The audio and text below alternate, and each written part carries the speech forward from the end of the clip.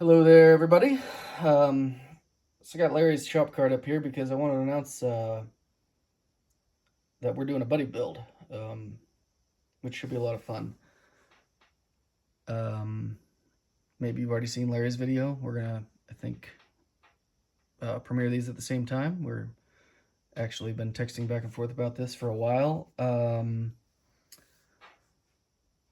And what's behind Larry's shop card is my final reveal for, which sort of ties into what we're doing. We're going to do an IndyCar buddy build. I just finished this. This is the Lola T8800. It is the Dick Simon Racing Pro V VL boxing. And I love these kits. These are some of my favorite kits to build if I'm in a slump, if I don't have a lot of time at the bench, because I build them for what they are. I don't put a lot of extra effort into making them what they're not. You can see the shape of the rear wing. That's a T8000 rear wing. The T8900s are different, which this is supposed to be a 1989 livery. So I have created more of a T8900 rear wing, although theirs had sort of a delta in the front too, but I don't worry about that. Your more professional IndyCar builders would likely get rid of the seam on the side pod here. They would cut the molded suspension in, get rid of the seam up here where the top and the bottom of the body goes together. I don't worry about it.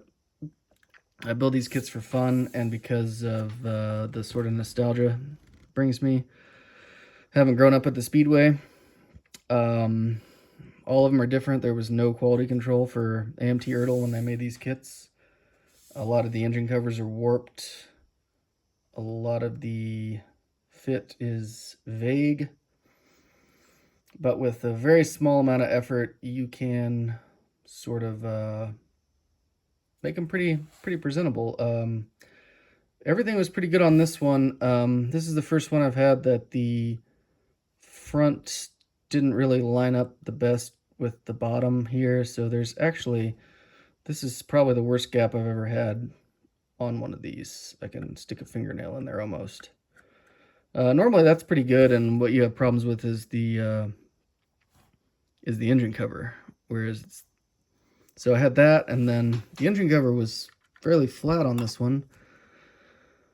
I wired the engine. I thinned this engine cover down on both sides, because if you wire the engine on these AMT Lolas, the engine cover won't sit. It'll sit up and it'll look silly. So yeah, other than that, it's box stock. Oh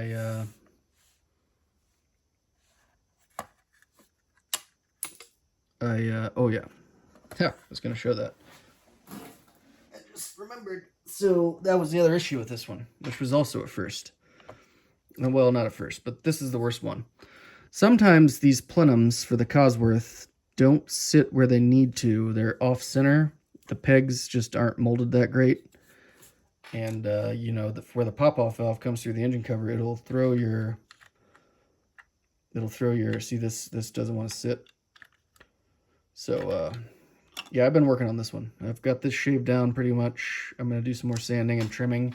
But I just want to show this because of the buddy build with Larry. So you see the engine cover actually fits pretty well with the plenum off. So I'm still working on the plenum, but this is basically done. I just did some belts on the interior there, and I don't know,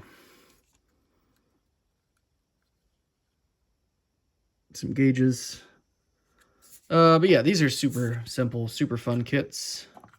Larry had said he'd never built an IndyCar before, so I wanted to, I want everybody to build IndyCars because I think they're a lot of fun. Just, you know, just one. Yeah, see, that's where the plenum needs to be. So if I can get it to stay there, I'll be in pretty good shape. But yeah, I just finished this one, just a spare time build. So Larry had never built one, and I sent him one of these, the March 88C. I've never built a March 88C, so this will be new for me too.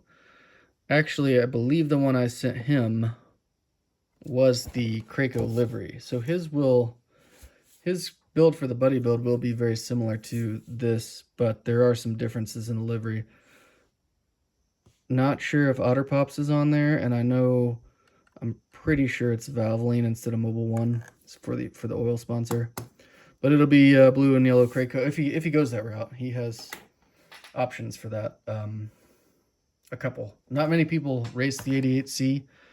In 1986, the March 86C was the dominant IndyCar, and within 5 years, March was out of the sport because the 87C was pretty bad. The 88C was possibly even worse.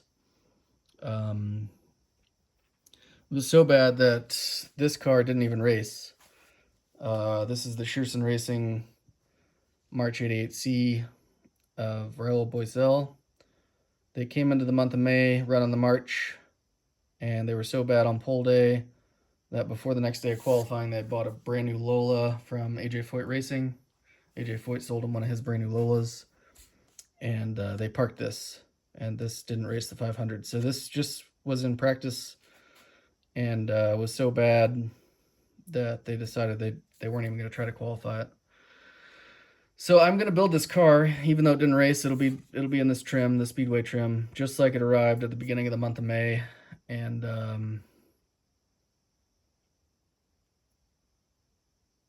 that's, I mean, because I don't have any of the Shearson Domino's cars on the shelf, so that'll look good. And Raoul Boisel was he was fast. He was a good driver. He actually never won a race. Had a lot of bad luck. He had a lot of speed, especially man, he was dominant in 1993, running for Dick Simon, the Duracell Lola. They just had the worst luck. He could have easily won the Indy 500. Just about every 1 mile oval they were dominant on. They just had the worst luck. So yeah, I always liked Raoul Boisel. He was a pretty cool guy. It seemed like, always smiling, but had his fair share of bad luck. And we're gonna build this. If you guys want me to unbox this, if you've never seen inside one of these, I will. Just let me know, because most of them are pretty similar. The Lolas are a little different from the Marches. The Penske chassis is a little bit different.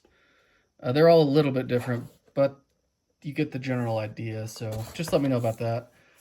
But I hope you tune in to our buddy build. Larry and I have been texting back and forth about it. We weren't sure when we wanted to get into it. So we're leaving this open-ended. So we both have as much time as we need. We'll both do video updates. I've been looking forward to this. I hope he enjoys it. I hope we have a lot of fun. I know I will. I love building these, and I really hope he has a lot of fun with his as well. And if you haven't yet, go check out his video. I'm also going to link his channel in the description. Ha, I said it right. Usually I say it backwards. So yeah, go check his video out, and look for continuing updates. Like I said, it's open-ended. Whenever we have time, we'll tinker around in it. Right now, for me, it's just been too humid to do anything at all. It's ridiculous, Indiana humidity. So why not start another build? I can glue some sub-assemblies together and let it sit there until I can actually paint something. But I really appreciate all of you. If you need to get a hold of me, email will be in the description, as well as Larry's channel link. And I hope you guys enjoy it. And I will catch you guys all again very soon. Make sure to watch Larry's video on our buddy build also.